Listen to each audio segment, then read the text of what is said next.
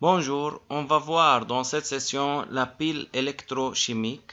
Dans cette session, on va voir les objectifs suivants. Quels sont les matériels qui servent à construire cette pile, la procédure à suivre, les fonctionnements de la pile et son rôle.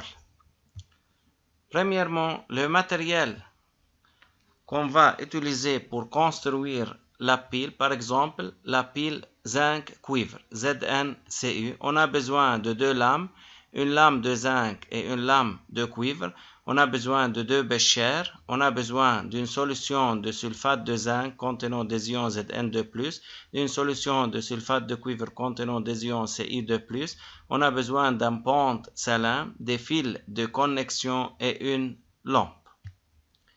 La procédure: dans un bécher contenant une solution de sulfate de zinc, on plonge une lame de zinc. Dans une autre bécher contenant une solution de sulfate de cuivre, on plonge une lame de cuivre. On relie les deux lames par des fils de connexion en intercalant ou bien intercalant par une lampe. Les deux solutions sont reliées par un pont salin ou pont de jonction. Alors, les fonctionnements de la pile. Alors, cette pile contient deux électrodes. L'un est appelé anode et l'autre est appelé cathode. Alors, sur l'anode et à cause de l'oxydation, la lame se transforme en électrolyte dont leur concentration augmente et par suite cette solution devient plus foncée. Alors, la lame de zinc qui constitue l'anode, les atomes de zinc se transforment en ions Zn2+, en perdant deux électrons.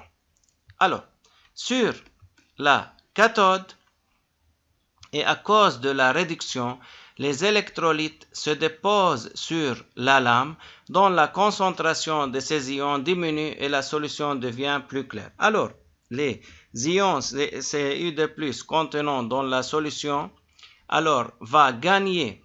vont gagner les électrons perdus par les atomes Zn et se transforment en atomes Cu qui se déposent sur la lame de zinc.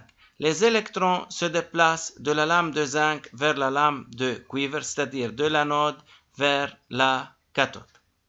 Alors, les anions du pont salin circulent vers l'anode et les cations du pont salin circulent vers la cathode.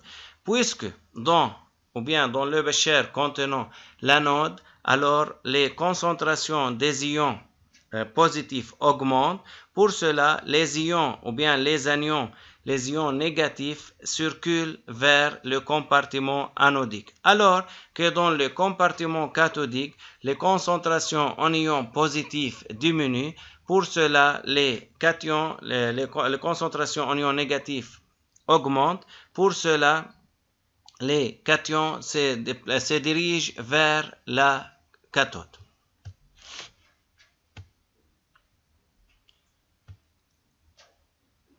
Alors, comme vous voyez, la lame qui se trouve à l'anode va diminuer de masse et la lame qui se trouve à la cathode va augmenter de masse. Comme on a dit, les électrons se déplacent de l'anode vers la cathode, alors que les ions négatifs se déplacent vers le compartiment anodique et les ions positifs se déplacent vers le compartiment cathodique. Alors, maintenant, comment on va écrire la réaction d'oxydation les réactions d'oxydation correspondant à cette pile?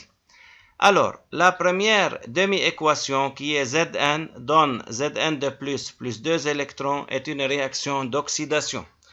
La deuxième demi-équation est une réaction de réduction. Ci2+ plus 2 électrons donne Ci sans charge. Alors, la dernière équation est l'équation globale ou bien l'équation redox. On ajoute ces deux demi-équations, on obtient Zn plus Ci2+, on obtient Zn2+ plus Cu. Il faut que le nombre d'électrons gagnés et le nombre d'électrons perdus soient égaux.